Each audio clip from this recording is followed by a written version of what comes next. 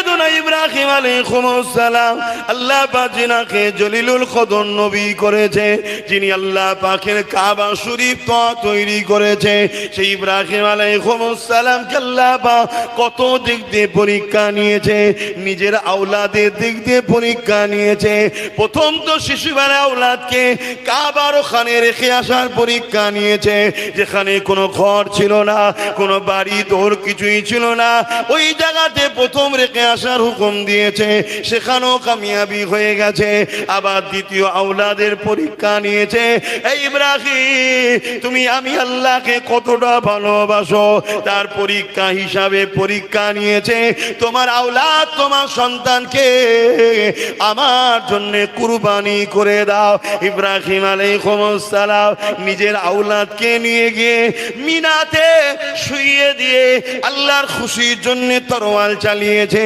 অনেক বড় কথা, মূল জিসটা বলছি, একবার তরোয়াল চালিয়েছে কাটেনে, দুবার তরোয়াল চালিয়েছে কাটেনে, তরোয়ালকে ফেলে দিয়েছে, পাথরে আঘাত লেগে পাথরটা দুটুকরো হয়ে গেছে। ইব্রাহিম আলাইহিস সালামকে হযরত ইসমাঈল আলাইহিস সালাম বলতে লেগেছে, আব্বা জান, বাপের অন্তরে ছেলের মায়া, এই মায়াতে হয়তো আপনার হাত দুর্বল হয়ে যাচ্ছে, কিন্তু না, আপনি চোখে একটা কাপড় বেঁধে এলেন যাতে করে আপনি আমার মুখটা না দেখতে পান। এই চোখে যখনই পট্টি বেঁধে নিয়ে বিসমিল্লাহ আল্লাহু আকবার বলে যখনই তরোয়াল চালিয়েছে, সঙ্গে সঙ্গে আমরাও যখন কোনো পশুকে কোরবানি করি যেমন একটা আওয়াজ হয়, রক্ততে হাত ভিজে যায়, ওই রকম আওয়াজ হয়ে রক্ততে হাত ভিজে গেল। ইব্রাহিম আলাইহিস সালাম বুঝতে পেরে গেছে, আমার বাচ্চাকে আমি জবাই করে দিলাম, কুরবানি করে দিলাম। তাই চোখের পট্টিটা খুলে জমিনের দিকে না তাকিয়ে আসমানের দিকে মুখ তুলে বলতে লেগেছে, আল্লাহ, আমি ইব্রাহিম প্রমাণ করে দিলাম, আমার দিলেতে আমার বাচ্চাকে নয়, আমার দিলেতে আল্লাহ আপনি আগে রয়েছে।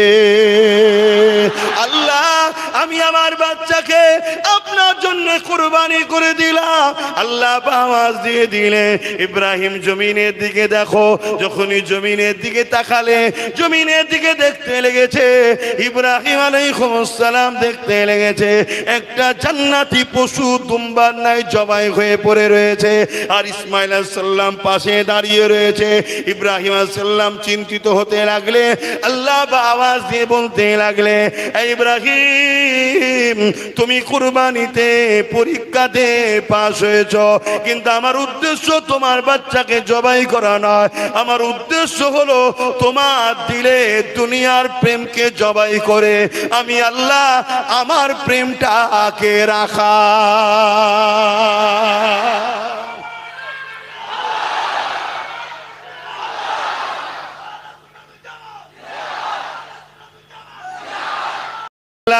আমাকে আপনাকে পরীক্ষা করে দেখে নেবে।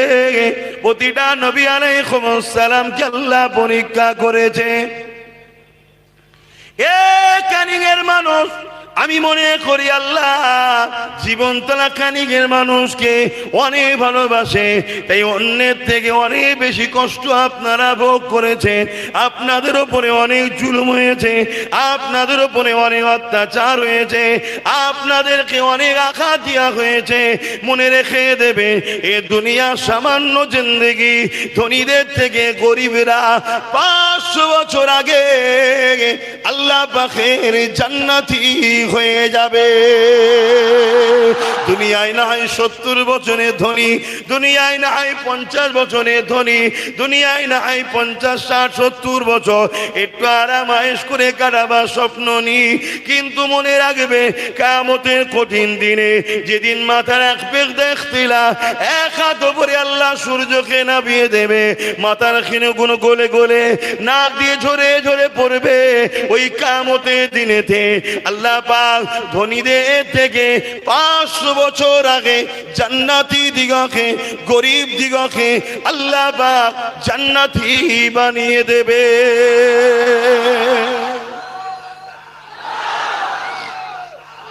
আল্লাহু আকবার। আজকে সময় কম ভাই, আল্লাহু আকবার।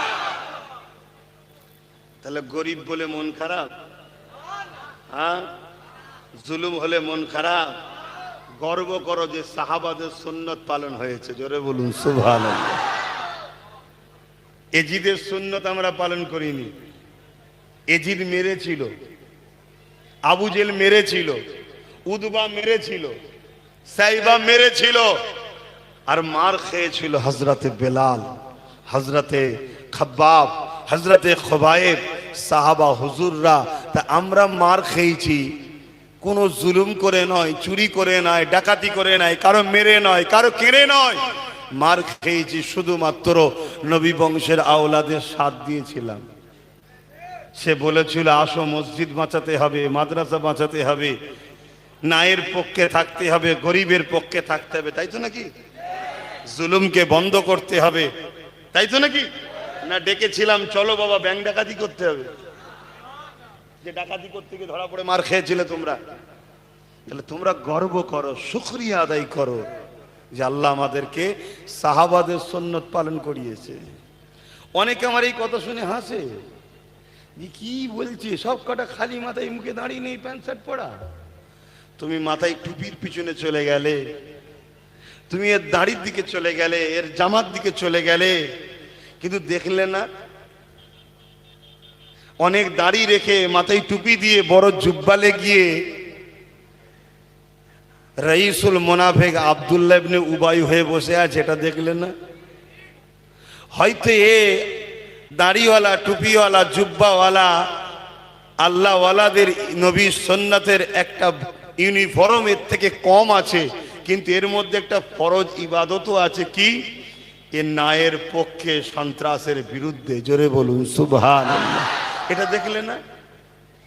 একে তুমি আরো উৎসাহী করো, একে তুমি আরো ভালোবাসা দাও, এই যুবকগুলোকে বুকে লাও, এই যুবকগুলোকে বুঝাও যে তুমি এত ভালো কাজ করছো, কিন্তু তোমার বাহ্যিকটা যদি একটু সুন্দর করো তাহলে মনে রাখবে তোমার দুনিয়াও ভালো লাগবে, আখিরাতও ভালো লাগবে। দেখবে একদিন এ ছেলে কোনো টুপি পরবে, একদিন এ ছেলে কোনোই দাঁড়িয়ে রাখবে, একদিন এ ছেলে কোনোই মসজিদে গিয়ে ভিড় করবে, একদিন এ ছেলে কোনো হজ করে এসে হাজি হয়ে যাবে। কিন্তু হজ করে বহুত হাজি আছে মিথ্যা মামলা দিয়েছে, হজ করে বহুত হাজি আছে হারামের টাকা নিয়েছে, হজ করে বহু হাজি আছে আমফানের টাকা চুরি করেছে, হজ করে বহু হাজি আছে পরের ঘরের কাটমানি খেয়েছে, হজ করে এমন হাজি আছে লোকের তেরপল পর্যন্ত চুরি করেছে, হজ করে এমন হাজি আছে বিচারের নামে নারী সতীতা নষ্ট করেছে।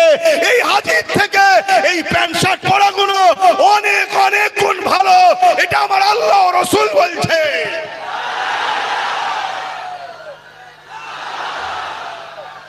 এদের মধ্যে লেবাসে কিছু ভুল আছে, বাহ্যিক কিছু ভুল আছে, কথা বুঝে আসছে না? নয়, কিন্তু এদের মধ্যে একটা ভালো খসলত আছে, যে খসলতটা হলো সাহাবা হুজুরদের সুন্নাত। মরে যাব তাও ভালো, জুলুমের সাথ দেব না, জান চলে যাই তাও ভালো, ইসলাম বিদ্বেষীদের সাথ দেব না, তাই তো নাকি? ঠিক বলছি তো নাকি?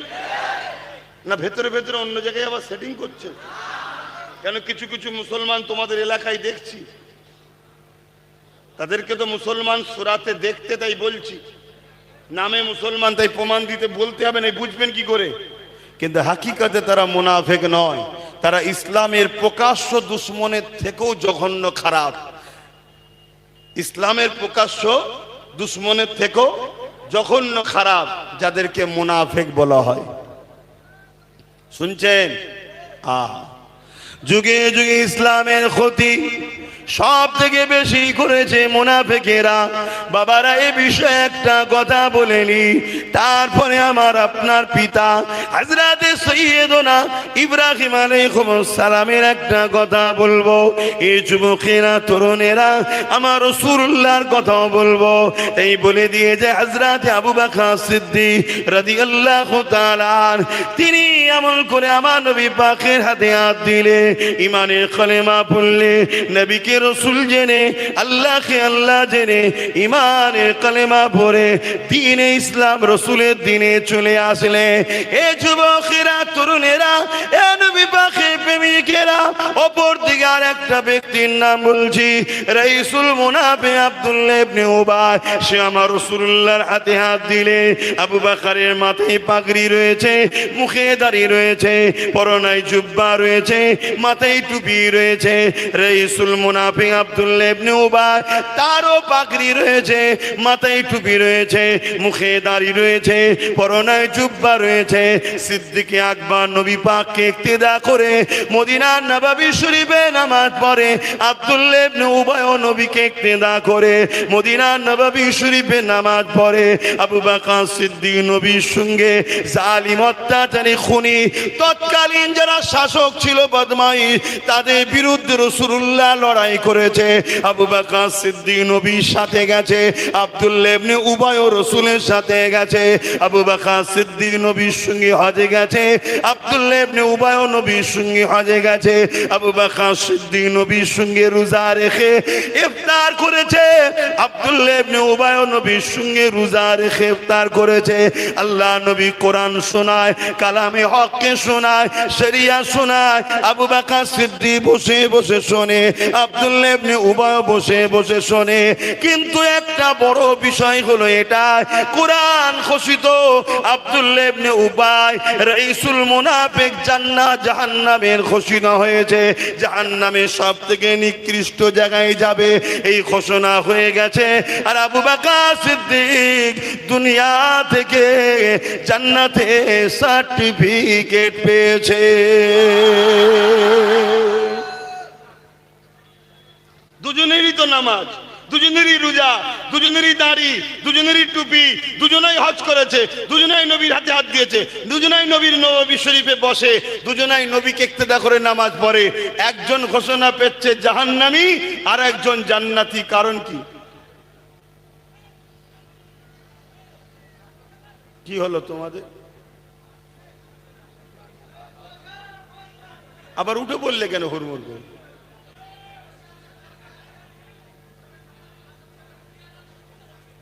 ওহ, শান্ত হও, পরিবর্তন হও। দেখি ওপরে কিছু ছাউনি নেই, মেঘলা হয়ে আছে, লোকগুলো সব বসে আছে, দেখলে একদম ভিড় করে বসে আছে আল্লাহর বান্দারা। আর একটু পরেই দেখি মেঘলা চলে যায়, একদম কড়া রোদ, লোকগুলো সব ঘেমে টেমে মুখ কালো হয়ে গেল। আমি কি গো, এই দোয়া করে দিই? তারা বললো না, জলসা করেন। আমি কষ্ট হচ্ছে, বলছি কিচ্ছু হয়নি। কষ্ট কি হয়নি? কিন্তু প্রেমের কাছে কষ্টটা ভালোবাসার কাছে। জোরে বলুন সুবহান। আহারে, হুজুরকে গরম রডের ছ্যাঁকা দিয়েছে ঠোঁটে মুখে, মরুভূমি শুইয়ে রেখেছে, বুকে ভারী পাথর চাপিয়ে দিয়েছে। এ বেলাল, আল্লাহ ছেড়ে দে, নবী ছেড়ে দে। বেলালের কি কষ্ট হয় না? হ্যাঁ হয়েছে, কিন্তু আল্লাহ রসুলের প্রেমটা এত বেশি ছিল, ওই কষ্ট থেকে প্রেমটা বেশি ছিল, তাই কষ্ট তার সহ্য হয়েছে, কষ্ট তাকে দুর্বল করতে পারেনি। জোরে বলুন সুবহানাল্লাহ, আরো জোরে বলুন সুবহানাল্লাহ। হায় হায় হায় হায়, আজও কিছু বেলালের গোলাম দেখা গেছে, ঘর ভেঙেছে, কল তুলে নিয়ে চলে গেছে, হ্যাঁ, গরু দিয়ে পালিয়েছে, খাসি নিয়ে পালিয়েছে চোরেরা, এত জুলুম করেছে, তারপরও অফার দিয়েছে ফিরে আয়। কিন্তু আলহামদুলিল্লাহ আজও কিছু লোক আছে, তারা এত জুলুম সহ্য করার পরও তারা আজকের দিনেতে হোসাইনের গোলাম, নবী বংশের আওলাদকে ছেড়ে কিন্তু চলে যায়নি। তা আগামী দিন আরো পরীক্ষা হবে, মজবুত হয়ে থাকতে পারবে তো? এই ভাইটার সাথে, বাবাজির সাথে ছিলে আছে, থাকবে তো? হাত তুলে সাক্ষী দাও, এ হাত সত্য তো? এ হাত সত্য তো? আল্লাহ কবুল করে বোন, আল্লাহুম্মা আমিন। তোমরা সাক্ষী দাও, আমার মা বোনেরা আমাদের সাথে আছে তো? তোমরা সাক্ষী দাও, কারণ ওদের কাছে তারা আমরা সাক্ষী নিতে পারছি না, এটা তোমরা সাক্ষী দাও, নিয়ে বলো আছে তো নাকি? না 1500-এর জায়গায় 3000-এ বিক্রি হচ্ছে। ও তো গোষ্ঠীর নারী নক্ষত্র সামনে লিখছে। কি যে ধান্দা আছে, কি যে লক্ষ্য আছে, এই তো সবে 2-2.5 মাস বুঝা যাচ্ছে না। তবে যেটাই করুক, যাই লক্ষ্য থাকুক, আমি আজকে বলে যাচ্ছি চ্যালেঞ্জের সাথে, যদি জুলুম করে, জালিম যদি হয়, বেশি দিন নয়, 2-5 বছর টিকবে কি সন্দেহ আছে? কথা বুঝে আসছে? হ্যাঁ, কেন জুলুম মিটবে না, জালিম বেশি দিন টেকে না। ফেরাউনের জুলুম কম ছিল না, অল্প দিন টিকেছে, মিটিয়ে দিয়েছে আল্লাহ। নমরুদের জুলুম কম ছিল না, আল্লাহ তাকেও মিটিয়ে দিয়েছে। আমরা যুগে যুগে দেখে আসছি, এজিদ ইমাম হোসেন পাকের সঙ্গে বেয়াদবি করলো, কাবায় গিলাপে আগুন পর্যন্ত ধরিয়ে দিল, এত বড় জালিম ছিল, কিন্তু আমার আল্লাহ 3টে বছরের মধ্যে তাকে মিটিয়ে দিল। শুনছেন? তোমাদের জালিমটাও 6 বছরের মধ্যে মিটে গেছে। 3, আমার ইমামের জন্য সময়ে যে জুলুম করেছিল 3, আর ইমামের গোলামদের সাথে যারা জুলুম করেছে 6। বাপেরা মন দিয়ে শোনেন, এ যুবকেরা, তরুণেরা, যে কথা বলছিলাম, আল্লাহ বা তোমাকে আমাকে পরীক্ষা নেবে। এই দুনিয়া তোমার আমার জন্য চিরস্থায়ী নয়। এ জওয়ান তরুণেরা, সৈয়দুনা ইব্রাহিম আলাইহিস সালাম আল্লাহ পাক যিনাকে জলিলুল কদর নবী করেছে, যিনি আল্লাহ পাকের কাবা শরীফ তৈরি করেছে, সেই ইব্রাহিম আলাইহিস সালামকে আল্লাহ পাক কত দিক দিয়ে পরীক্ষা নিয়েছে, নিজের আওলাদের দিক দিয়ে পরীক্ষা নিয়েছে। প্রথম তো শিশুবেলা আওলাদকে কাবার ওখানে রেখে আসার পরীক্ষা নিয়েছে, যেখানে কোনো ঘর ছিল না, কোনো বাড়ি দোর কিছুই ছিল না, ওই জায়গাতে প্রথম রেখে আসার হুকুম দিয়েছে, সেখানেও কামিয়াবি হয়ে গেছে। আবার দ্বিতীয় আওলাদের পরীক্ষা নিয়েছে, এই ইব্রাহিম তুমি আমি আল্লাহকে কতটা ভালোবাসো, তার পরীক্ষা হিসাবে পরীক্ষা নিয়েছে, তোমার আওলাদ, তোমার সন্তানকে আমার জন্য কুরবানি করে দাও। ইব্রাহিম আলাইহিস সালাম নিজের আওলাদকে নিয়ে গিয়ে মিনাতে শুইয়ে দিয়ে আল্লাহর খুশির জন্য তরোয়াল চালিয়েছে। অনেক বড় কথা, মূল জিসটা বলছি, একবার তরোয়াল চালিয়েছে, কাটেনে, দুবার তরোয়াল চালিয়েছে, কাটেনে, তরোয়ালকে ফেলে দিয়েছে, পাথরে আঘাত লেগে পাথরটা 2 টুকরো হয়ে গেছে। ইব্রাহিম আলাইহিস সালামকে হযরত ইসমাঈল আলাইহিস সালাম বলতে লেগেছে, আব্বা জান, বাপের অন্তরে ছেলের ময়া, এই ময়াতে হয়তো আপনার হাত দুর্বল হয়ে যাচ্ছে, কিন্তু না, আপনি চোখে একটা কাপড় বেঁধেলেন যাতে করে আপনি আমার মুখটা না দেখতে পান। এই চোখে যখনই পট্টি বেঁধে নিয়ে বিসমিল্লাহ আল্লাহু আকবার বলে যখনই তরোয়াল চালিয়েছে, সঙ্গে সঙ্গে আমরাও যখন কোনো পশুকে কোরবানি করি, যেমন একটা আওয়াজ হয়, রক্ততে হাত ভিজে যায়, ওই রকম আওয়াজ হয়ে রক্ততে হাত ভিজে গেল। ইব্রাহিম আলাইহিস সালাম বুঝতে পেরে গেছে, আমার বাচ্চাকে আমি জবাই করে দিলাম, কুরবানি করে দিলাম। এই চোখের পট্টিটা খুলে জমিনের দিকে না তাকিয়ে আসমানের দিকে মুখ তুলে বলতে লেগেছে, আল্লাহ, আমি ইব্রাহিম প্রমাণ করে দিলাম, আমার দিলেতে আমার বাচ্চাকে নয়, আমার দিলেতে আল্লাহ আপনি আগে রয়েছে। আল্লাহ, আমি আমার বাচ্চাকে আপনার জন্য কুরবানি করে দিলাম। আল্লাহ আওয়াজ দিয়ে দিলে, ইব্রাহিম জমিনের দিকে দেখো, যখনই জমিনের দিকে তাকালে, জমিনের দিকে দেখতে লেগেছে, ইব্রাহিম আলাইহিস সালাম দেখতে লেগেছে একটা জান্নাতি পশু দুম্বার নাই জবাই হয়ে পড়ে রয়েছে, আর ইসমাঈল আলাইহিস সালাম পাশে দাঁড়িয়ে রয়েছে। ইব্রাহিম আলাইহিস সালাম চিন্তিত হতে লাগলে, আল্লাহ আওয়াজ দিয়ে বলতে লাগলে, ইব্রাহিম, তুমি কুরবানিতে পরীক্ষাতে পাশ হয়েছ, কিন্তু আমার উদ্দেশ্য তোমার বাচ্চাকে জবাই করা নয়, আমার উদ্দেশ্য হলো তোমার দিলে দুনিয়ার প্রেমকে জবাই করে আমি আল্লাহ আমার প্রেমটাকে রাখা।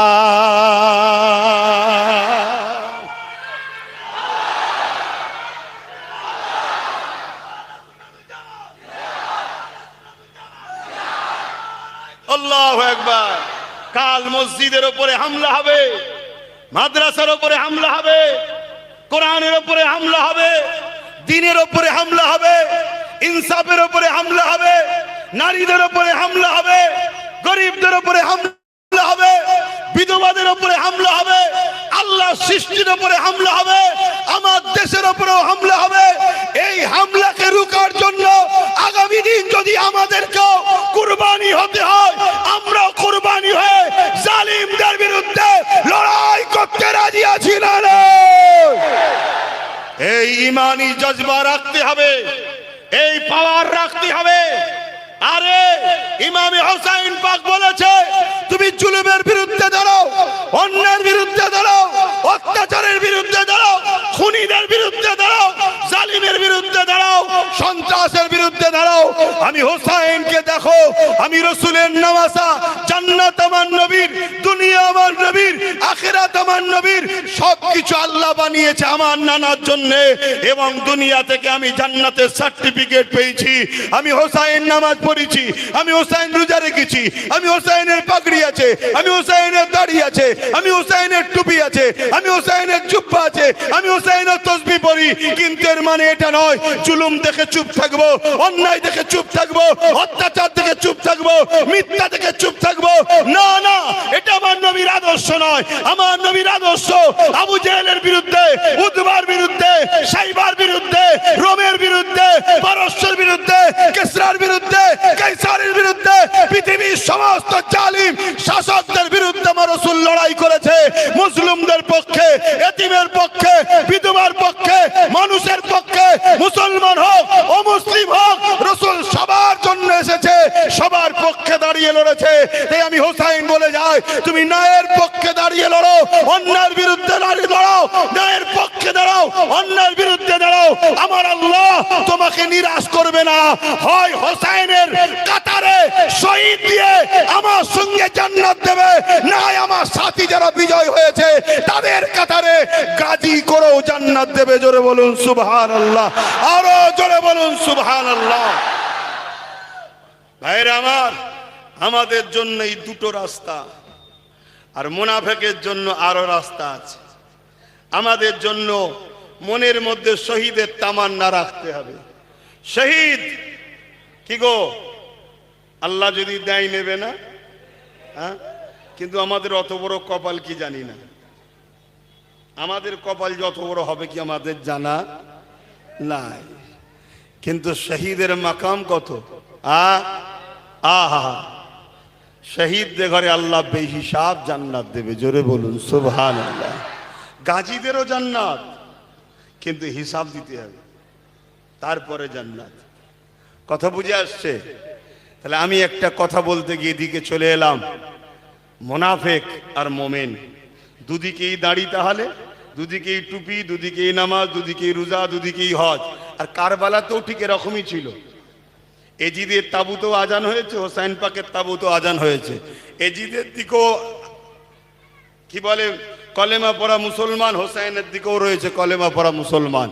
এজিদের দিকেও মুফতি, মৌলানা, আলেম, হাফেজ রয়েছে, হোসাইন পাকের দিকেও আছে। এবং এজিদের দিকে সংখ্যাটা হলো 13,000। কত? 13,000।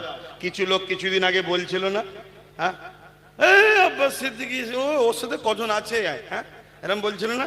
আরে সংখ্যাতে যেওনি, সংখ্যাতে যদি যাও তাহলে তো এজিদ হক হয়ে যাবে, হোসাইন ভুল হয়ে যাবে। কেন? হোসাইনের দিকে মাত্র 52 জন, আর মহিলা বাচ্চা নিয়ে 72, মাত্র 52 জন, 52 জন। আর এজিদের দিকে শুধু মুফতি ছিল 3000, আলেম ছিল 7000, হাফেজ ছিল 3000। তাহলে এজিদকে হক বলবেন নাকি? হ্যাঁ, তোমাদের এলাকায় অনেক শয়তান এসব প্রচার করতো। হ্যাঁ, ও আবার কিছু কিছু হুজুর কিছুদিন আগে বেরিয়েছিল, বাপ রে বাপ, কাবায় গিয়ে নাকি দোয়া করছে জালিমের জন্য। হায় রে হায় রে হায় রে হায় রে, ঘর মে আগ লাগি হ্যায় ঘর কি চারাগ সে, ঘর মে আগ লাগি হ্যায় ঘর কি চারাগ সে। এ কমকে কখনো কেউ মিটাতে পারেনি। যতদিন ক্ষতি হয়েছে, যতটুকু হয়েছে, ঘরের লোকেরাই গাদ্দারি করেছে। তাই তাহলে দুজনেই দুজনের মাথায় পাগড়ি, দুজনেরই দাড়ি, দুজনেরই টুপি, দুজনেরই জুব্বা, দুজনেই নবীর হাতে হাত দিয়েছে। একজন আবু বকর সিদ্দিক আর একজন আব্দুল্লাহ ইবনে উবাই। একজন জান্নাতের সংবাদ পেল, একজন জাহান্নামের সংবাদ পেল।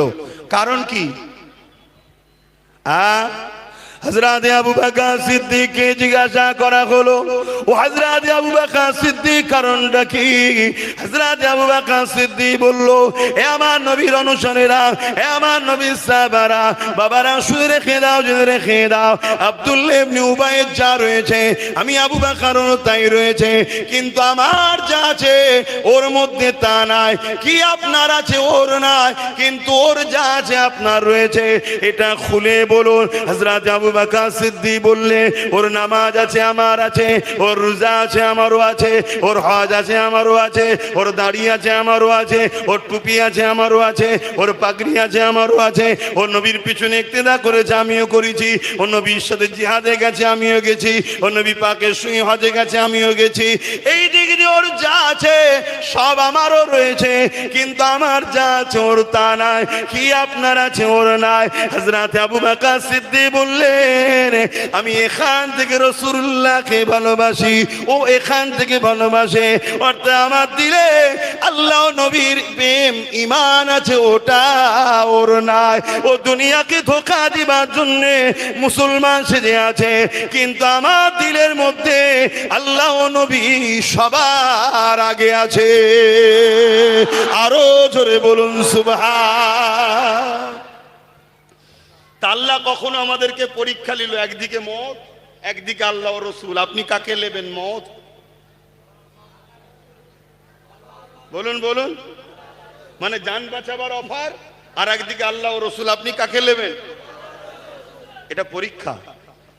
এ পরীক্ষা নিয়েছে সৈয়দুনা ইব্রাহিম আলাইহিস সালামকে, এ পরীক্ষা নিয়েছে সাহাবা হুজুরদেরকে, এ পরীক্ষা লিয়া হয়েছে ভারতবর্ষের বুকে আমার আপনার পীর ও মুর্শিদ মুজাদ্দিদুজ জামানকে, এ পরীক্ষা লিয়া হয়েছে হযরতে মুজাদ্দিদ আল-ফেসানীকে, এ পরীক্ষা লিয়া হয়েছে সুলতানে হিন্দ গরিবে নওয়াজকে। মনে রেখে দিও, যুগে যুগে তারা মজলুমদের দিকে ছিল, জালিমদের দিকে তারা যায়নি। আজকের দিনে আমাদেরকে আল্লাহ পরীক্ষা নেবে, আমাদেরকে ধৈর্য ধরতে হবে, সবর করতে হবে, ঐক্য হতে হবে, লক্ষ্য স্থল ঠিক রাখতে হবে, ডায়ে বায়ে চলে গেলে হবে না। শুনছেন তো? লক্ষ্য টার্গেট ঠিক রাখতে হবে। অনেকের ধৈর্য নেই, লক্ষ্য ছিল গরম ভাত খাবো, ধৈর্য নেই, দেরি হচ্ছে বলে পান্তা ভাত খাওয়া শুরু করে দিয়েছে। কি আমার কাছে খবর যাচ্ছে, অনেকে একটু এদিক ওদিক করছে, যাকে তাকে বলছে কিছু দে, হচ্ছে তো নাকি? হ্যাঁ, আমি আজকে নম্বর দিয়ে যাব, ওই নম্বরে ফোন করে ডেট নিয়ে যাবেন আমার কাছে, লিখিত জমা দেবেন। সে জেলার সাহেবই হোক, জুলুমকারীকে রাখবো না সাথে, জালিমকে রাখবো না সাথে। আমি জানি জুলুম করা যেমন হারাম, জালিমকে মাফ করে দিয়ে তাকে ছেড়ে দিয়াটাও ইসলামে নিষেধ। কথা বুঝে আসছে? তাহলে জুলুমের বিরুদ্ধে লড়তে হবে, কিন্তু জুলুমের বিরুদ্ধে লড়তে গিয়ে নিজে যেন জালিম না হয়ে যায়, এটাকেও মাথায় রাখতে হবে। তো ভাইরা আমার রাসূল পাক সাল্লাল্লাহু আলাইহি ওয়াসাল্লাম এই জমিনের উপরে অন্যায়, অত্যাচার, জুলুম, রাহাজানি, খুন, সন্ত্রাসী, দাঙ্গা ফাসাদ পৃথিবীর বুকে ছেয়ে গিয়েছিল, অশান্তির দাবানলে পৃথিবী জড়িয়ে গিয়েছিল, নারীগুলোকে জ্যান্ত পুঁতে দেওয়া হতো। আজকে নারীদেরকে জ্যান্ত পুঁতা হয়নি, আজকে নারীদের ঘরে ধরে নিয়ে যে তাদেরকে মানবরূপী পশুরা তাদেরকে লুচে লুচে খাচ্ছে, তাদেরকে অত্যাচার করছে, তাদেরকে রেপ করে হত্যা করছে। সেদিনের শাসক ছিল এজিদ, সেদিনের শাসক ছিল আবু জেহেল, উতবা, সাইবা। তারা এই অত্যাচারী নারীদেরকে যারা অত্যাচার করে এদের বিচার করতে পারে না। আজকে তাদের উত্তরসূরিরা বসে আছে, আজকেও নারীদের উপরে যারা জুলুম করছে, তাদের অত্যাচার যারা করছে, তাদেরও বিচার আজকের এরা করতে পারছে না। কেন করতে পারছে না? একটাই কারণ, আমরা ঘুমিয়ে আছি। তাই আমাদের উলামাদের জাগতে হবে, আমাদের ইমামদের জাগতে হবে। আমি সম্মানের সাথে আলেম উলামা মুফতি মাওলানাকে আহ্বান জানাচ্ছি, একটু ভেবে দেখুন, যদি ওমরে ফারুক অর্ধেক পৃথিবী চালায়, আবার মসজিদের ইমামই করে, অর্ধেক পৃথিবী চালায়, মসজিদের ইমামতি করে, উমর ফারুক যদি মসজিদের ইমাম হয়ে অর্ধেক পৃথিবী চালাতে পারে, আমার ইমাম ভাইরা আপনারা ইমাম হয়ে কেন একটা পঞ্চায়েতের প্রধান হতে পারবেন না? বলুন, কেন হতে পারবেন না? কে আপনাদেরকে শিখালো যে এইদিকে থাকা যাবে না, ওদিকে যাওয়া যাবে না, রাজনীতির কথা বলা যাবে না? এটাই তো ধ্বংসের কারণ। আজকে কলিকাতা এয়ারপোর্টের মসজিদে নামাজ বন্ধ। যাও না, কোন মায়ের বেটা আছো খোলো।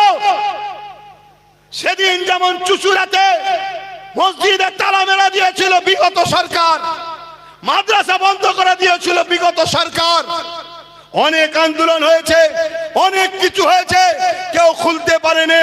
ওয়াম্মা বিনিআমাতি রাব্বিকা ফাহাদ্দিস। আল্লাহ শুকরিয়া আদায় করে বলছি, আন্দোলন করতে গেছি একদিন তালা খুলে নামাজ আসর ও মাগরিবের পরে তারপরে ঘরে এসেছিলাম। এই বাপের বেটা ইনশাআল্লাহ বলে যাচ্ছি। কিন্তু সেদিন আমি বলেছিলাম, আজ থেকে 6 বছর 7.5 বছর আগের কথা, কি আর একটু বেশি, 8 বছর আগে, সেই দিন থেকে আমি বলেছিলাম যে দেখো, রাজনীতি করা আব্বাস সিদ্দিকীর কোনো শখ নেই, পেশা নেই, আর কিছু অভাবও আমার নেই, কিন্তু মসজিদকে তালা মারছে কে? সরকার। মসজিদে নামাজ বন্ধ করছে কে? সরকার। তো সরকার তো আর আমার ফতোয়া বুঝবে না, সরকারকে তো আর যদি বলি তোর মাথায় ফুদে মাথা ফেটিয়ে ফেলবো, ওটাও তো বুঝবে না।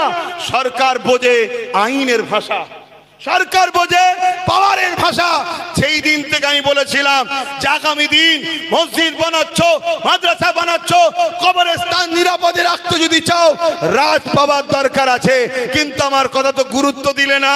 আজকে 91% মুসলমান ভোট দিলে, যে বলেছিল কোরআন মিটে যাবে তাকে ভোট দিলে, সে 86টা পেল, 86টা 86 হাল হয়ে গেল। তা না হয়ে আজকে যদি 8টা 10টাও আমার দিকে থাকতো, তাহলে কলকাতার মসজিদ নিয়ে লড়াই হতো না? হতো না?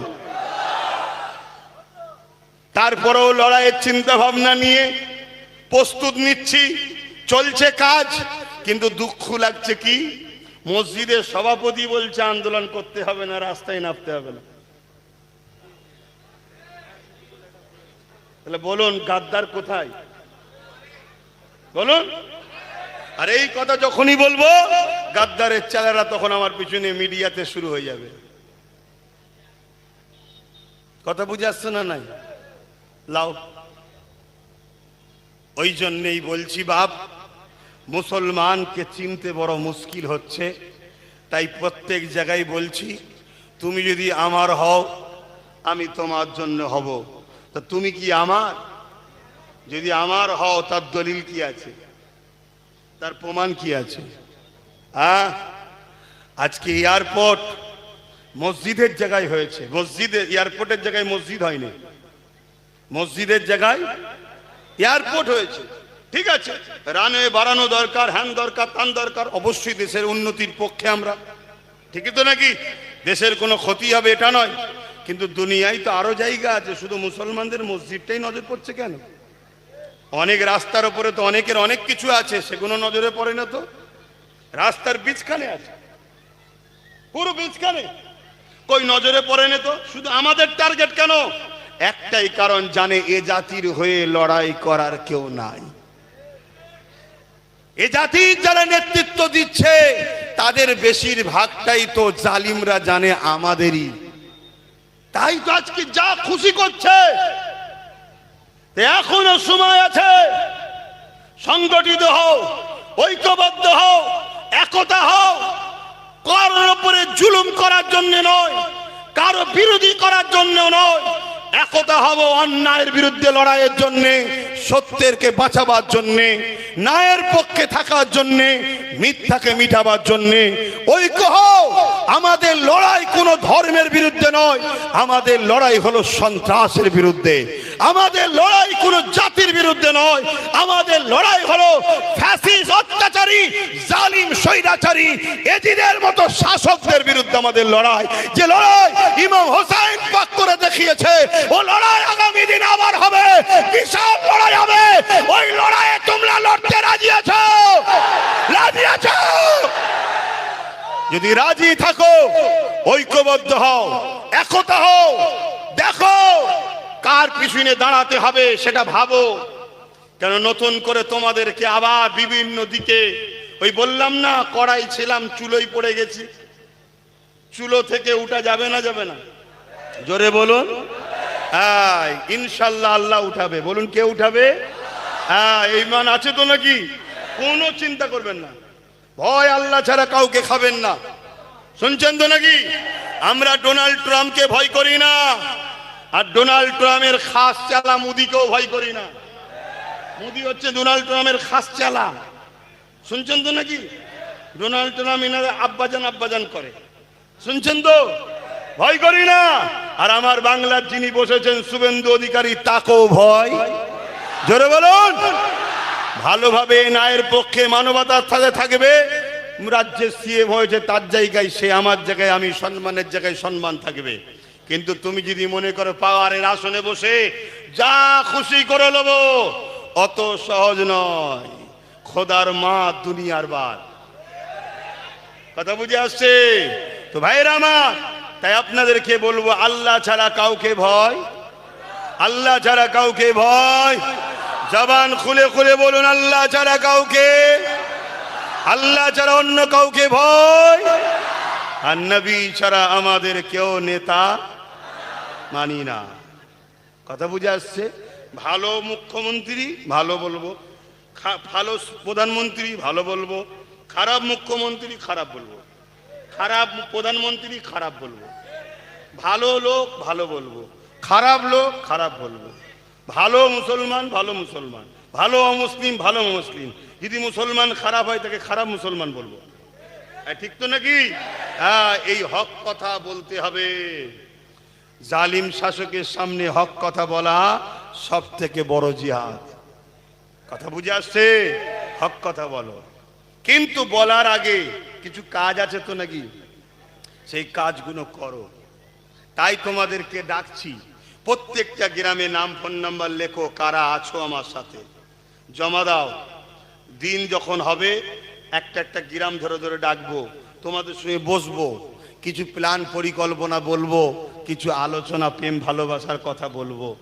বড় মাঠে খেলার আগে ঘরের মাঠে প্র্যাকটিস করতে হয়, জানেন না? আর তুমি যদি মনে করো যে না, তাহলে আমার সমস্যা নেই। কেন আমি গত 8-10 বছরে সব বলে দিয়েছি। আমি এমনও বলেছি, একদিন মসজিদে যাবেন, দেখবেন AK-47 দাঁড়িয়ে আছে। যখন এয়ারপোর্টে মসজিদে ঢুকছে,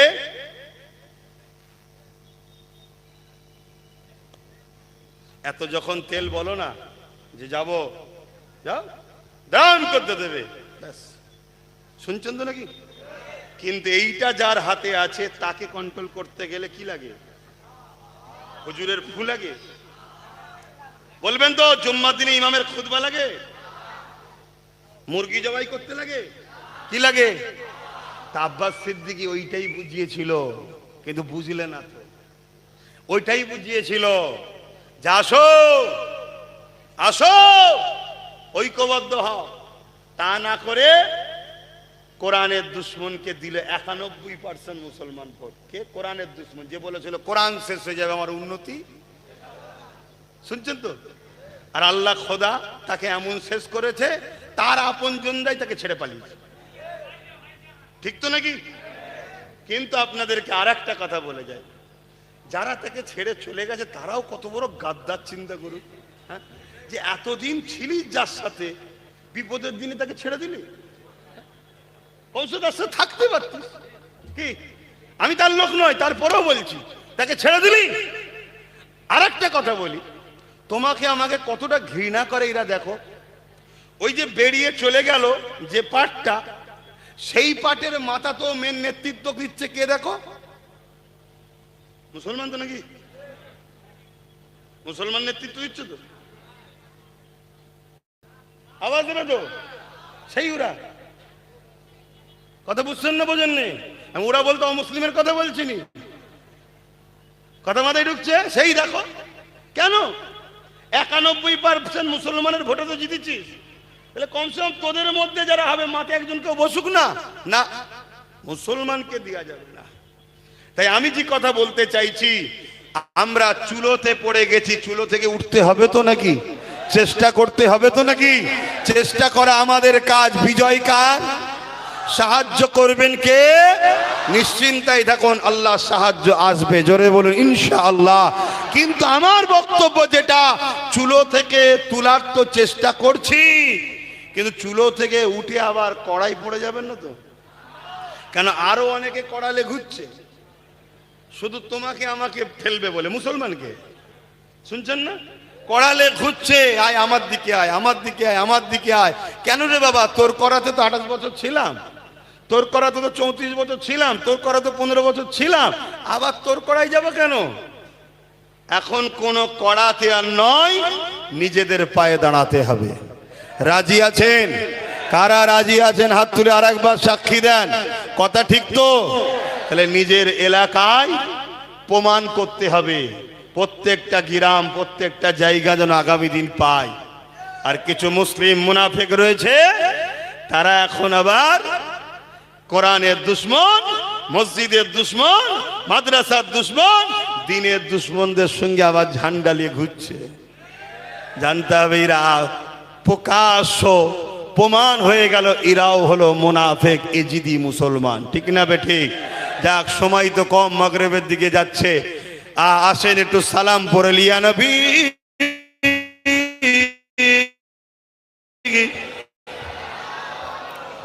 সালাম ইয়া হাবিব সালাবা। এতে নম্বর দিয়েছো? যাদের যা অভিযোগ দিবার কাগজে লিখে দেবেন, নম্বর দেবেন, আমি পড়ে নিয়ে আপনার সঙ্গে ফোনে কন্ট্যাক্ট করে নেব। অনেকে অভিযোগ দিয়েছেন, এক সপ্তাহের মধ্যেই কন্ট্যাক্ট হবে। দোয়া হবে তো নাকি? হ্যাঁ, তাহলে আল বাদরু আলাইনা মিন শানিয়াতিল ওয়াদাই ওয়াজাবা শুকরু আলাইনা মাদা লিল্লাহ আইদাই ইয়া নবী সালামুন ইয়া রাসূল ইয়া হাবিব সালাম।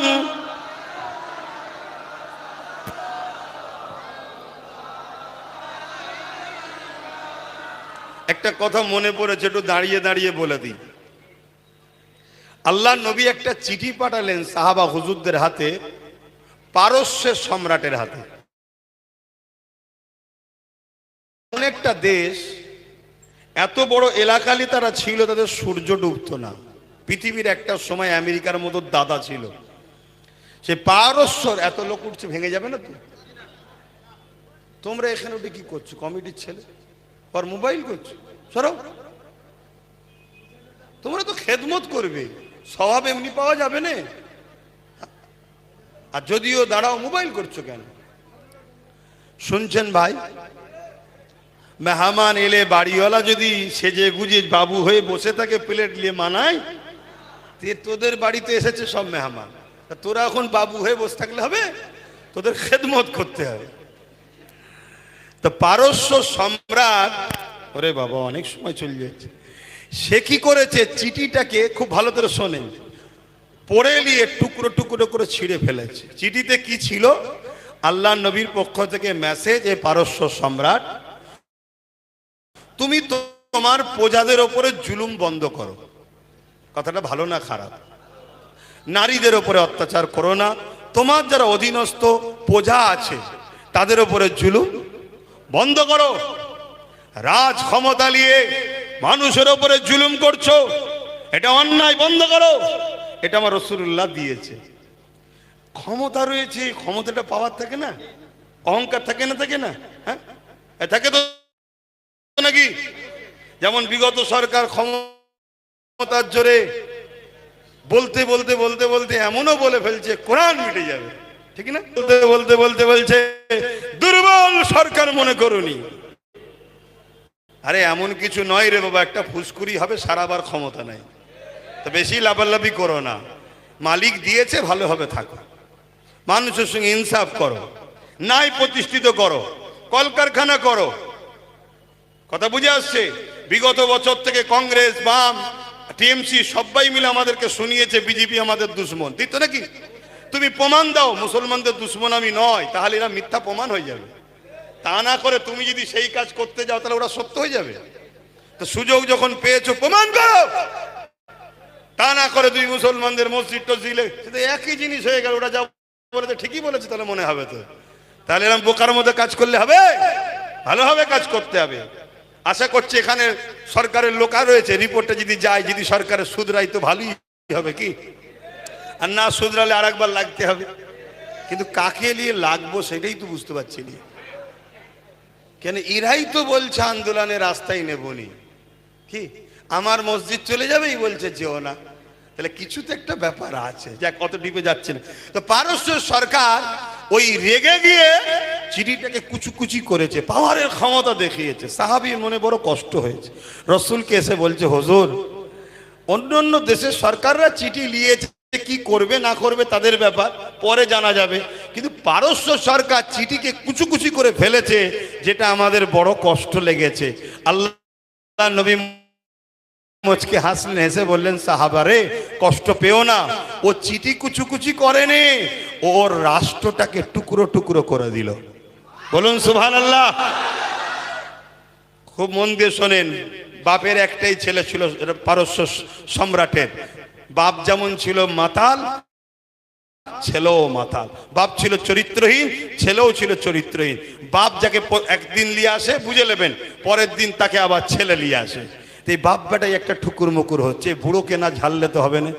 আর বুড়ো রাজার চিন্তা করছে, ছেলে তো সেই আমারটাকেই ধরে টানাটানি করছে, দেখে ছেড়ে দিতে হবে। তো একদিন বাপ একটা হাকিমের কাছে গেছে, যে বলেছে এমন একটা দাওয়াই, এমন একটা বিষ তৈরি করো যার গায়ে লেভেল থাকবে তাকতের দাওয়াই। বুঝে নিচ্ছ তো নাকি যুবকরা? হ্যাঁ, তোমরা খুব ভালো বোঝো। তা তাকতের দাওয়াই লেখা যেন থাকে, কিন্তু ভেতরে বিষ আছে। নিয়ে এসছে কেন? রেখে দেবো, ছেলে যাতে খেয়ে নেয়, আর খেলে মরে যাবে। আর ছেলে এইদিকে ঘরে বসে চিন্তা করছে, ধর কতদিন ওয়েট করব, চল তরোয়াল নিয়ে বেরিয়েছে। তো তরোয়াল নিয়ে এসে ছেলে ছেড়েছে পারস্যের রাজা বাপকে। বাপ তো পড়ে গেছে, মৃত্যু, হাত খুলে গেছে, শিশি বেরিয়েছে, দেখছে তাকতের দাওয়াই। বলছে ও বুড়ো, তাই বুঝি তুমি এরকম পাওয়ার পাও কোথায়? তো ও কি করছে, ঘটঘট করে খেয়েছে। বাপও মরল, ছেলে মরল। বলুন রাষ্ট্রটা ঠিক থাকবে? দেখলেন না গত সরকার পড়ে যাওয়ার পর কত এখন সব ভাগ বাটরা হয়ে যাচ্ছে, হচ্ছে নয় না? তো পারস্য সম্রাট পুরো টুকখানে পেরেছে দখল করে। ইনশাআল্লাহ নবীর চিঠি টুকরো টুকরো করাতে যদি পারস্য সরকার, পারস্য সম্রাটের রাজত্ব টুকরো টুকরো হয়ে যায়, আমরা যারা নবীর গোলাম, নবীর পক্ষে, নবীর ওয়ারিস আলেমরা ন্যায়ের পক্ষে কথা বলছি, আমাদেরকে যদি শাসক অত্যাচার করে মনে করে, তারা নিরাপদে থাকবে। আর একটা চিঠি টুকরো টুকরো করে সাম্রাজ্য টুকরো টুকরো হয়েছে, আমাদেরকে আঘাত যারা দেবে তারাও নেস্তে নাবুদ হয়ে যাবে। কথা বুঝে আসছে? আমরা জীবন দিয়ে প্রমাণ করেছি, জীবন দিয়ে ইতিহাস তৈরি করেছি, কখনো অন্যায়ের সঙ্গে আপোষ করিনি। অতএব তোমার কাজ তুমি করো, আমার কোনো আপত্তি নাই। তুমি কাকে খেতে দিচ্ছ না দিচ্ছ জনগণ বুঝে নেবে, কিন্তু পাওয়ারের জোরে আমার ধর্মকে টার্গেট করবে না। ধর্ম টার্গেট করেছিল বলেই কিন্তু আমি রাস্তায় নেমেছিলাম। আজকে 5টা বছর যাবার পরে পরের টার্মসেই কিন্তু খোদার গজবে শেষ হয়ে গেছে। কথা বুঝে আসছে? তাই বলে গেলাম এই কথাটা। আসো হে নবী সালাম, ইয়া রাসূল সালাম,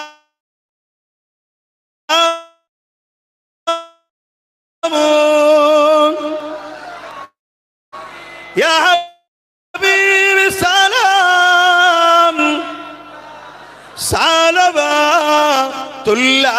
জলদি করে বসেন, কত কথা বলবো বলেন না। হ্যাঁ মনে পড়ে একটা করে, আর সময় চলে গেছে। শুনছেন? আমার নম্বরটা প্রথম লিখেলেন, আমার নম্বরটা লিখেলেন। জুলুম টুলুম করে না, ভালো লাগতো ছিল বা চাপে পড়ে ছিল বা 200-500 পেলে এটা ওটা কাজ করে দিত, এই জন্য ছিল। তাদের সবাইকে যদি আসে পিছনে নিয়ে লাও। শুনছো তো নাকি? পিছনে নিয়ে নাও। কিন্তু যেগুলো একদম দাগি, শুনছেন তো নাকি? একদম দাগি, এতিমের, গরিবের, বিধবার জুলুম অত্যাচার করেছে, শুনছো? এই দাগিগুলোকে কখনো মাফ করা যাবে? জোরে বলো। হ্যাঁ হ্যাঁ, সে যদি যার উপরে ক্ষতি করেছে তার কাছে ক্ষমা চেয়ে মাফ চেয়ে নেয়, যদি সে মাফ করে দেয় আল্লাহ মাফ করে দেবে, আমাদের বলার কিছু নাই। কিন্তু যেই আসবে এসেই যেন এক কাঁদি চেয়েও না। শুনছেন তো নাকি? 1 বছর 2 বছর থাকো, তারপরে আবার সামনে আসবে খুনি। এসে যদি বলো আমি সামনে যাব, তাহলে তো বাপ তোমার মুখ দেখলেই অনেকে পালিয়ে যাবে। কেন? মুখটাই দাগ আছে তো, ঠিক তো নাকি? আর ইমাম আলেমদেরকে আবার বলে যাচ্ছি, খারাপ নেবেন না, ভালোবাসি, আপনারা সম্মানের জিনিস। হযরত ওমর ফারুক আমাদের মডেল, কোন দুনিয়ার কেউ মডেল নয়। তিনি কি করেছে দেখুন। কেন আপনারা পারবেন না? আসুন, আগিয়ে আসুন, কথা বলুন। আমি আপনাদের ছোট ভাইয়ের মতো, পীর ভাই বলেন, যাই বলেন, আসুন কিছু কথা বলি, এক জায়গায় বসি। অনেক আলোচনা আছে, আমাদেরও কিছু জিম্মা রয়েছে, আল্লাহ ধরবে কিয়ামতের দিনে। আসেন, একা একা পারবেন না, আমি একা একা পারবো না, সবাই মিলে এক জায়গায় হলে অনেক কিছু হয়। কথা বললেন? হ্যাঁ, 30,000, 40,000, 50,000 ইমাম আমরা আল্লাহ কারে, রাতারাতি যদি এক জায়গায় হয়ে যায়, বুঝতে পারছেন না? কবে বুঝবেন ভাবুন। কিন্তু কি কথা বলবো, সব ছেয়ে বসে আছে, দেখছেন তো? হ্যাঁ, তো যাক, আমি আর কথা বাড়াচ্ছি না, নম্বরটা বলছি, একটু লিখে নেন। 90463960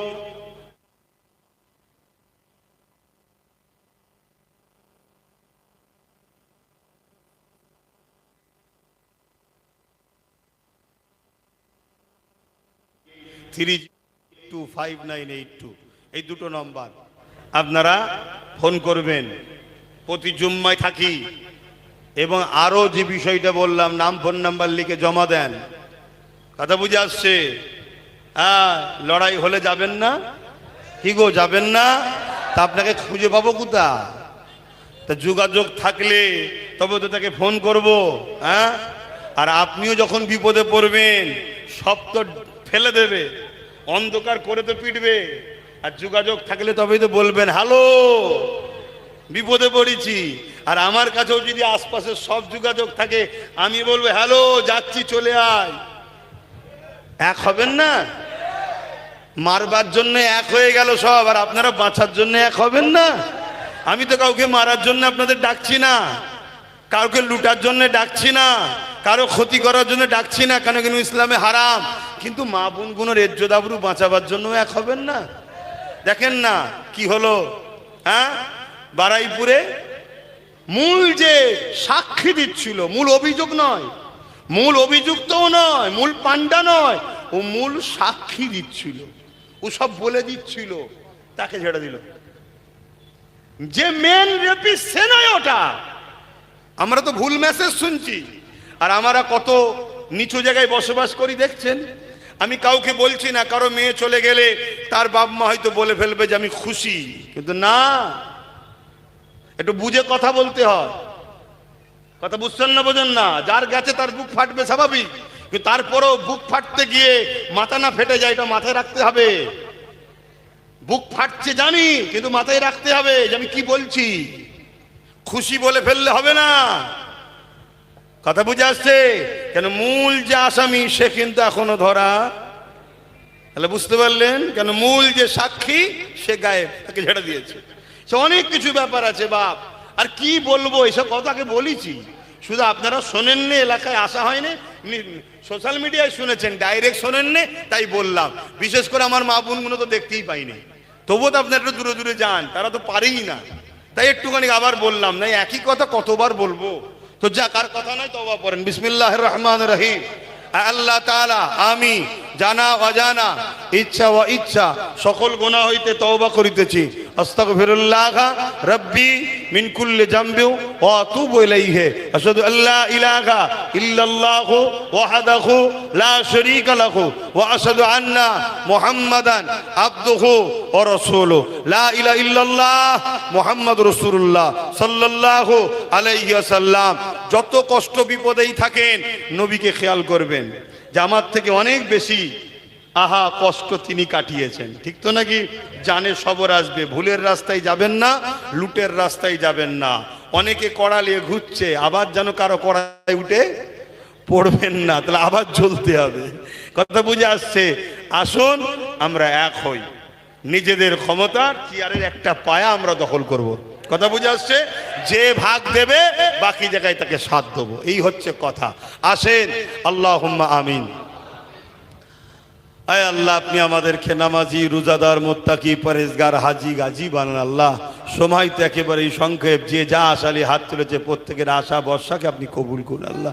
দিদারে কাবা, দিদারে মদিনা শরীফ যাওয়ার তৌফিক দান করুন আল্লাহ। আয় আল্লাহ, যা কিছু বলালেন বললাম, বলা কারণ ভুল ভ্রান্তি মাফ করে দিন আল্লাহ। রহমত করে মেহেরবানি করে নিজ গুণে কোনো সওয়াব দিলে আমার নূর নবীর সওয়াবখানা পৌঁছুন। হুজুরে আব্বাজান আম্মাজান পরিবার, সাহাবা সাহাবিয়া, চার পিরানে পীর, চার ইমাম হুজুরদের উপরে সওয়াব পৌঁছুন।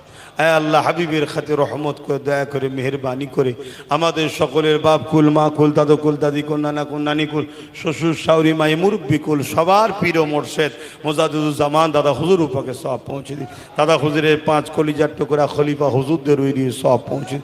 আয় আল্লাহ, ক্যানিংয়ে মস্তান মঞ্জিলতে শুরু করে ঘুটিয়ারিতে আপনার গাজী সাহেব হুজুরতে শুরু করে ভাঙরে সুলতান আসগর আলী হুজুর শুরু করে হারোয়ার আব্বাস আলী হুজুর শুরু করে আল্লাহ প্রত্যেকটা মাহবুব বান্দা বান্দীদের ওই দিয়ে সওয়াব পৌঁছে দিন। আমরা যারা হাত তুলেছি আমাদের মা বাবা, ভাই বোন, স্ত্রী, বাচ্চা যারা চলে গেছে জান্নাতি করে দিন। যারা বেঁচে আছে নেক হায়াত দারাজ করেন। আয় আল্লাহ, যারা অসুস্থ আছে শেফা দান করেন। গত কয়েকদিন আগে আমার আর এক ভাই ইন্তেকাল হয়ে গেল আল্লাহ, এই ক্যানিংয়েরই মানুষ, তার উপরে কত জুলুম হয়েছিল, আপনার হাওয়ালায় চলে গেল আল্লাহ। তার জীবনের গুনাহ মাফ করে জান্নাতে উঁচু মাকাম দান করবেন আল্লাহ। এবং ভাঙরে যেসব ভাইয়ের আমার ন্যায়ের পক্ষে থাকার জন্য আল্লাহ জালিমের অত্যাচারে মারা গেল আল্লাহ, তাদেরকেও জান্নাতে উঁচু মাকাম দান করবেন আল্লাহ। হাবিবের খাতিরে আল্লাহ আমাদের প্রত্যেকের রুজিতে কারবার, ব্যবসা বাণিজ্য বরকত দেবেন। দিদারে কাবা, দিদারে মদিনা শরীফ যাওয়ার তৌফিক দান করবেন। আমার দেশবাসীদেরকে নিরাপদে রাখেন। আমার দেশের হিন্দু, দলিত, আদিবাসী, সাঁওতাল, বাগদি, খ্রিস্টান, মতুয়া সবাইকে নিরাপদে রাখেন, সুস্থ রাখেন, ভালো রাখেন। আমার দেশের সেনাবাহিনী, পুলিশ বাহিনী, বিএসএফ বাহিনী তাদেরকেও নিরাপদে রাখেন, নিরপেক্ষ রাখেন, ভালো রাখেন, সুস্থ রাখেন। আয় আল্লাহ, দয়াময় দয়া করে মেহেরবানি করে আল্লাহ, যারা ক্ষমতার আসনে বসে আছে তাদেরকে ন্যায়, নিষ্ঠা, নিরপেক্ষতার সঙ্গে কাজ করার তৌফিক দিন। আর যদি পাওয়ারের জোরে, ক্ষমতার জোরে জুলুম করে আল্লাহ, ফেরাউনের মতো এদেরকেও মিটিয়ে দিন আল্লাহ। আয় আল্লাহ, শেষ করে দিন আল্লাহ। আয় আল্লাহ, হাবিবের খাতির রহমত করে দয়া করে মেহেরবানি করে আল্লাহ, আপনি 79 বছর দেশ স্বাধীন হয়েছে, আমার কওমের মানুষ সবার পিছনে ছুটেছে, সবাই আমাদেরকে লাঠিয়াল হিসেবে ব্যবহার করেছে, সবাই আমাদেরকে লুটেছে আল্লাহ। আমার ভাই নওশাদকে আপনি কামিয়াবি দান করুন আল্লাহ। আল্লাহ, তার সাথী হিসাবে এদেরকেও আপনি কবুল করুন আল্লাহ। আয় আল্লাহ, আমার মুরব্বী বাপগুলোকে, মাগুলোকে, আলেম উলামা ভাইদেরকে আল্লাহ কমসে কম সৎ পরামর্শ দেওয়ার জন্য একতা ঐক্য হবারও তৌফিক দান করুন আল্লাহ। আল্লাহ, আমার নলেজ স্টুডিকে আপনি কবুল করেন আল্লাহ। আয় আল্লাহ, আপনি আমার মনের নেক আশা তামান্নাকে কবুল করুন আল্লাহ। দিনের প্রচার করে বেড়ায়, আপনি বলেছেন, আপনার হাবিব বলেছেন, আপনি বলেছেন অন্যায়ের পক্ষে, সত্যের পক্ষে, মিথ্যার বিরুদ্ধে, জুলুমের বিরুদ্ধে। তাই আমি মানুষকে শিক্ষা দিই দিনের কথা। হয় আল্লাহ, যেভাবে খেদমত করা দরকার হয়তো করতে পারি না, আল্লাহ আপনি দয়াময় দয়া করে খাদেম হিসেবে দিনের কবুল করুন আল্লাহ। বিশ্বের বুকে আপনি শান্তি দেন আল্লাহ। তামাম পৃথিবীতে যারা যে যেখানে আছে আমার ভালোবাসার মানুষ, তাদের জান মাল হিফাজত করুন আল্লাহ। এদেরকেও আমার পাশে আসার তৌফিক দান করুন আল্লাহ। একতা ঐক্যের সঙ্গে লড়াই করার, সত্যের পক্ষে মিথ্যার বিরুদ্ধে তৌফিক দান করেন। আয় আল্লাহ, আমার বাচ্চা আলী ওস্তাদ নসিব বড় করেন, আলেমে হাক্কানি দিনের খাদেম করেন। আমার আম্মা জান আল্লাহ, বাপ মা ভাই বোন সকলে নিয়ে খায়রাত করেন। উমরাই গেছে, তেনাকে শেফা সুস্থ সঙ্গে কাজ করার তৌফিক দান আল্লাহ। আরও যারা গেছে সবাইকে কামিয়াবি দান করুন আল্লাহ। আমার উলামা ভাইদের জান মাল ইমানের যে হেফাজত করেন, নায়ের পক্ষে একতা হওয়ার তৌফিক দান করেন আল্লাহ। এই বাচ্চা কোনো নসিব বড় করবেন আল্লাহ। নামাজের জন্য দোয়া ছোট করছি, যার যা আশা আপনি কবুল করেন। হাসবুনাল্লাহু ওয়া নি'মাল ওয়াকিল, নি'মাল মাওলা, নি'মান নাসির। আল্লাহ, আমার কি হাইসিয়াত আছে? সব তো আপনার। আমি কে? সামান্য নাপাক পানি থেকে আপনি আমার অস্তিত্ব তৈরি করেছেন। আমার কি হাইসিয়াত আছে? আপনি আমায় বাঁচিয়ে রেখেছেন, বেঁচে আছি, ডাকবেন চলে যাব, বলাচ্ছেন, বলছি, বলাবেন না, বলবো না, সব আপনার। আল্লাহ, আমি আপনার উপরে ভরসা করি, আপনি আমার জন্য যথেষ্ট। হাসবুনাল্লাহু ওয়া নি'মাল ওয়াকিল, নি'মাল মাওলা, নি'মান নাসির। আল্লাহ আরো বলাবেন, হকের পক্ষে রাখবেন, ইজ্জতের পক্ষে রাখবেন, ন্যায়ের পক্ষে রাখবেন, ঈমান ইজ্জতের সঙ্গে বাঁচিয়ে রাখবেন, ঈমান ইজ্জতের সঙ্গে মরণ দেবেন। আল্লাহ, ভিক্ষা চাইছি, এ যুব সমাজকে আমার বন্ধু করে দেন, এদেরকে আমার সাথে দাঁড় করিয়ে দেন। এদেরকে নিয়ে ন্যায়ের পক্ষে, অন্যায়ের বিরুদ্ধে আরো বিশাল লড়াই করার ক্ষমতা দান করেন আল্লাহ। আল্লাহ, যারাই আসবে দুনিয়ায় শুধু এক জায়গায় নয়, পরকাতে একসাথে যেন জান্নাতও থাকতে পারি আল্লাহ। আমিন আমিন আমিন। বারহাক কালমাতে লা ইলাহা ইল্লাল্লাহ।